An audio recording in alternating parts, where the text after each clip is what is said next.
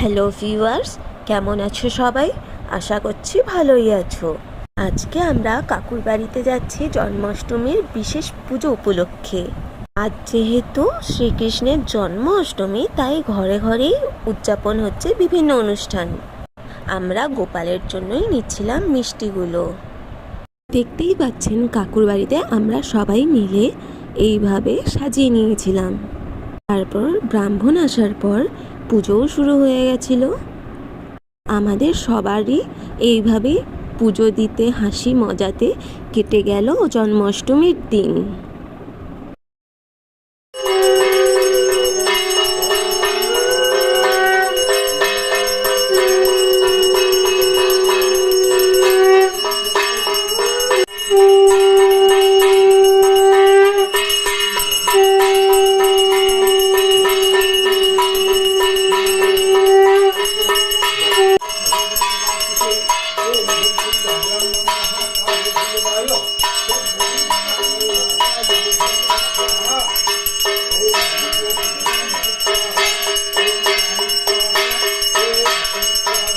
ভোগের টেবিল সাজানো রয়েছে নানা রকমের প্রসাদ, লুচি, তালের ফুলুরি, তালের লুচি, বিভিন্ন ধরনের ভাজা।